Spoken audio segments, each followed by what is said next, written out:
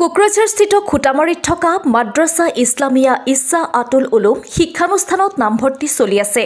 উল্লেখ্য যে 1998 চনতে স্থাপন হোৱা কেন্দ্ৰীয় মাদ্ৰাছাখনত অধ্যয়নৰত শিক্ষাৰ্থীসকলে ভাল ফলাফলেৰে এইবেলিও 100% নম্বৰ লৈ উত্তীৰ্ণ হৈছে। চৌদিশে পৰিষ্কাৰ পৰিচ্ছন্নতা থকা মাদ্ৰাছাখনত ভাল শ্ৰেণীকোঠা, ভাল শুৱনি কোঠাৰ উপৰিও সকলো ধৰণৰ সুবিধা আছে।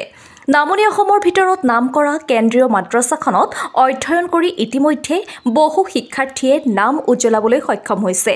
পুনৰবাৰ জনাইছো, কোকৰাঝাৰস্থিত খুটামাৰীত থকা মাদ্ৰাছা ইছলামিয়া ইচ্ছা আতুল উলুম শিক্ষানুষ্ঠানত নামভৰ্তি চলি আছে। উল্লেখ্য যে 1998 চনতে স্থাপন হোৱা কেন্দ্ৰীয় মাদ্ৰাছাখনত অধ্যয়নৰত শিক্ষাৰ্থীসকলে ভাল ফলাফলেৰে এইবেলিও 100% নম্বৰ লৈ উত্তীৰ্ণ হৈছে। চৌদিশে পৰিষ্কাৰ পৰিচ্ছন্নতা থকা মাদ্ৰাছাখনত ভাল শ্ৰেণীকোঠা, ভাল শুৱনি কোঠাৰ উপৰিও সকলো ধৰণৰ সুবিধা আছে। নামনি অসমৰ ভিতৰত নাম কৰা কেন্দ্ৰীয় মাদ্ৰাছাখনত অধ্যয়ন কৰি ইতিমধ্যে বহু শিক্ষাৰ্থীয়ে নাম উজ্বলাবলৈ সক্ষম হৈছে। আজি কেন্দ্ৰীয় মাদ্ৰাছাখনত আয়োজন কৰা সংবাদমেলৰ জৰিয়তে আগবঢ়োৱা মন্তব্য আগবঢ়াইছো।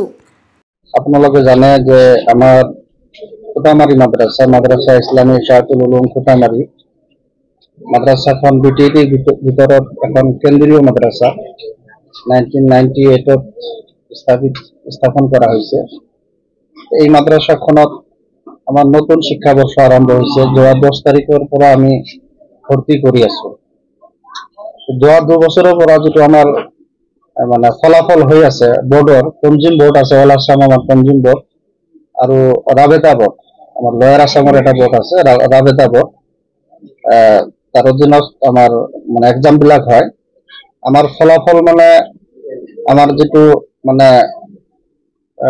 সফলতাৰ হাৰ মানে পাছ হোৱাৰ যিটো হাৰ মানে 100%। আমাৰ মাদ্ৰাছাৰ হাফিজি খাৰিজি যিমান ছাত্ৰ পৰীক্ষা অংশ লৈছে, এটা ছাত্ৰ মানে ফেল হোৱা নাই। আৰু লয়াৰ আছামৰ ভিতৰত মানে পঞ্জিম বোৰ্ডৰ যিটো পৰীক্ষা হৈছে তাৰ ভিতৰত 4th স্থান লাভ কৰিছে আমাৰ মাদ্ৰাছা। 99 লৈকে মানে ছাত্ৰ মাৰ্ক লৈছে। আমাৰ এজন ছাত্ৰ আছে নেছৰ আলী, তেওঁ মানে 95 মাৰ্ক আনিছে আৰু এজন ছাত্ৰ আছে 99। আমাৰ যিটো ফলাফল লয়াৰ আছামৰ ভিতৰত যিমান মাদ্ৰাছা আছে, আলহামদুলিল্লাহ এই বছৰতো ভাল হৈছে, যোৱা বছৰতো ভাল হৈছে। প্ৰথম পজিশন মানে 7-8 জন ছাত্ৰই অৰ্জন কৰিছে, দ্বিতীয় স্থান। এনেকুৱা মানে আমাৰ সফলতাৰ হাৰটো 100%। তো মই বিটিচিৰ ভিতৰত, বিটিআৰৰ ভিতৰত আৰু গোটেই অসমৰ ভিতৰত যিমান অভিভাৱক আছে, যে আমাৰ হাবেচি শাখাটো হ'ল আমি 3 বছৰৰ মানে কমত আমি শেষ কৰি দিব এটা প্ৰচেষ্টা হাতত লৈছো যে 3 বছৰৰ ভিতৰত আমি হিপছ ক্লিয়াৰ কৰাই দিম। আৰু খাৰিজি আমাৰ মক্তবা আউৱাল কয়, প্ৰথম শ্ৰেণীৰ পৰা আৰবি সোম লৈকে, আৰবি আউৱাল, আৰবি দোম, আৰবি সোম লৈকে আমাৰ ইয়াত খাৰিজিৰ ব্যৱস্থা আছে। আৰু আমাৰ বানাতৰো ব্যৱস্থা আছে। যদি ইচ্ছুক প্ৰাৰ্থী বা অভিভাৱক আছে তেওঁলোকে যোগাযোগ কৰিব পাৰে। তো আমি 200 ছাত্ৰৰ টাৰ্গেট আছে, মানে অনলি হাফিজি আৰু খাৰিজি। তো আমাৰ এতিয়াও মানে অলপ কথা আছে। তো আমি অনুৰোধ কৰিছো যে খাৰিজিৰ ভিতৰত আৰু মক্তবা আউৱালৰ পৰা আৰবি সোম লৈকে, কাফিয়া লৈকে, আৰু হাফিজিৰ ভিতৰতো মানে আমাৰ ৰমজান মাহতো ক্লাছ হয়, ক্লাছৰ ব্যৱস্থা কৰা আছে। 25 ৰমজানলৈকে আমাৰ ক্লাছ হয় আৰু শুক্ৰবাৰেও আমাৰ ক্লাছ হয়। বন্ধৰ হাৰ একদম কম, মানে আমি 360 দিনৰ ভিতৰত চেষ্টা কৰো যাতে আমাৰ 330 দিন মানে ক্লাছ একটা হয়, যাতে এদিনও মানে ছাত্ৰৰ ক্লাছ বন্ধ নহয়। যে 3 বছৰৰ কমৰ ভিতৰত ছাত্ৰ মানে হিপছ ক্লিয়াৰ কৰাৰ ৰেকৰ্ড হৈছে এজন ছাত্ৰ নুৰ মাহবুব।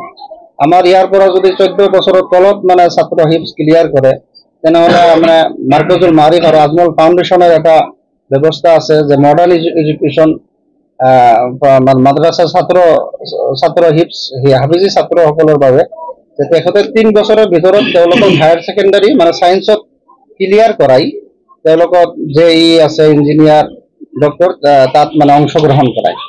আমাৰ ইয়াৰ পৰা এজন ছাত্ৰ নুৰ মাহবুব, তেখেতে এইবাৰ তাত মানে সুযোগ পাইছে, তাত ভৰ্তি হৈছে।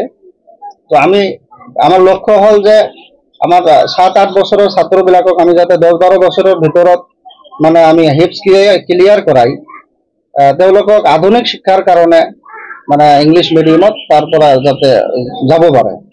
আৰু যোৱা বছৰ আমাৰ 1 বছৰ হ'ল আমাৰ হিপছ আৰম্ভ হৈছে, প্ৰায় বহুত ছাত্ৰ আছে মানে 15 পৰা 20 পাৰালৈকে গৈছে। এবছৰৰ ভিতৰত 15 পৰা 20 পাৰালৈকে হিপছ কৰি আছে, বহুত এটা ভাল ৰেজাল্ট। সেইকাৰণে আমি যিমান অভিভাৱক আছে আমাৰ মাদ্ৰাসাখনত যিসকল অভিভাৱক ইচ্ছুক, ছাত্ৰ ছাত্ৰী ইচ্ছুক, তেওঁলোকে যাতে আমাক যোগাযোগ কৰে। আমাৰ যোগাযোগ নম্বৰ দিয়ে দিম, যোগাযোগ কৰি যাতে আমাৰ ইয়াত ভৰ্তি হয়।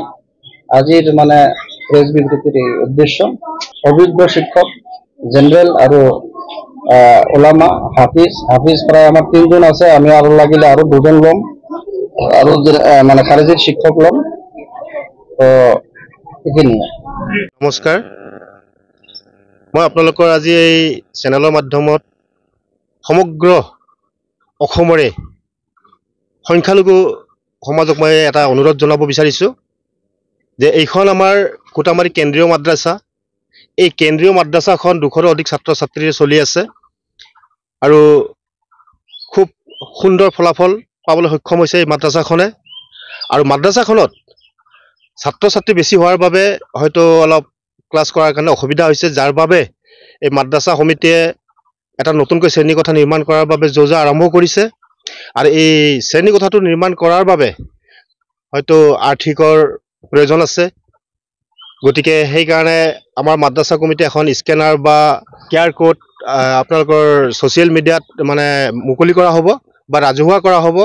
সেই QR কোডত আপোনালোকে যিয়ে যেনেকৈ পাৰে সংখ্যালঘু ভাইসকলক মই অনুৰোধ জনাইছোঁ, আপোনালোকৰ সাধ্য অনুযায়ী যোনে যেনেকৈ পাৰে অকণমান সহায় কৰিব, সহায়ত আগবাঢ়াব। আপোনালোকৰ সহায়ৰ জৰিয়তে যাতে এই কণ কণ ল'ৰা ছোৱালীবিলাকৰ এক উজ্জ্বল ভৱিষ্যত গঢ়িবলৈ বা গঢ়াবলৈ আমি সক্ষম হওঁ, তাৰ কাৰণে মই আপোনালোকক বিনম্ৰভাৱে অনুৰোধ জনাইছোঁ। ধন্যবাদ। ইছলাম দৰদী ৰাইজক তথা আমাৰ BTAD আৰু অসমৰ ৰাইজক জনাব বিচাৰিছোঁ যে আমাৰ এইখন মাদ্ৰাছা বিগত 1998ৰ পৰা আমি চলাই আছোঁ। এইটো এটা কৌমি মাদ্ৰাছা হয়। ইয়াত 3টা শাখা আছে, হাফিজিয়া, খাৰিজি আৰু বানাত। তো মাজতে আমি বানাতটো অলপ বন্ধ ৰাখিছিলোঁ। আমাৰ এতিয়া মাদ্ৰাছাখনত প্ৰায় 150 ষ্টুডেণ্ট পঢ়ি আছে। আমাৰ ইয়াতে আমি দিনী কৌমি শিক্ষাৰ লগতে অসমীয়া মাধ্যমত যিটো ক্লাছ 8লৈকে আমি ইতিমধ্যে আৰম্ভ চলি আছে। আমাৰ আগন্তুক দিনত আমি ক্লাছ 10লৈকে লৈ যোৱাৰ ব্যৱস্থা কৰি আছোঁ। আমাৰ যিটো মাদ্ৰাছাখনৰ যিটো পাৰফৰ্মেঞ্চ, এই পাৰফৰ্মেঞ্চ এতিয়া আমাৰ BTR ভিতৰত সবতকৈ ভাল ৰিজাল্ট কৰিছে। আমাৰ যিটো তঞ্জিম বৰ্ড আৰু ৰাভাত বৰ্ডৰ যিটো মাদ্ৰাছা কৌমি বৰ্ড আছে, এই বৰ্ডৰ ভিতৰত আমাৰ BTR ভিতৰত প্ৰথম স্থান দখল কৰিছে। আৰু আমি মাদ্ৰাছাখনৰ কমিটিৰ তৰফৰ পৰা যি অলপ সুবিধা দিব পাৰিছোঁ, এই সুবিধাত এইটো যথেষ্ট নহয়। তাৰ কাৰণে আমি প্ৰেছ বিবৃতি যোগেদি ইছলাম দৰদী ভাইসকলকো অনুৰোধ কৰিব বিচাৰিছোঁ যে আপোনালোকে মাদ্ৰাছাখনৰ ফালে অলপ আগবাঢ়ি আহক, মাদ্ৰাছাখনো চাওক। আপোনালোকৰ ল'ৰা ছোৱালীক দিনী শিক্ষাৰ লগতে দুনিয়াবী শিক্ষাৰ যিটো আমাৰ জেনেৰেল শিক্ষা, এই শিক্ষাৰে শিক্ষিত কৰক। আমাৰ জাতিটো শিক্ষাৰ ক্ষেত্ৰত বহুত পিছ পৰি আছে, যাৰ কাৰণে সমাজত বিভিন্ন কুসংস্কাৰমূলক কামবিলাক হৈ আছে। আপোনালোকে চাব, এজন মাদ্ৰাছা ছাত্ৰ তেওঁ যদি মাদ্ৰাছা পঢ়াৰ পিছত ইয়াৰ সমাজত যিবিলাক কুসংস্কাৰ আছে, এই ড্ৰাগছ কওক, আপোনাৰ চিন্তাই কওক, কিবা কিবি যে বেয়া কামবিলাক আছে, আপোনালোকে ভালদৰে বিচাৰ কৰি চাব। মাদ্ৰাছা ছাত্ৰ এজনো নোলাব এইবিলাক কামত।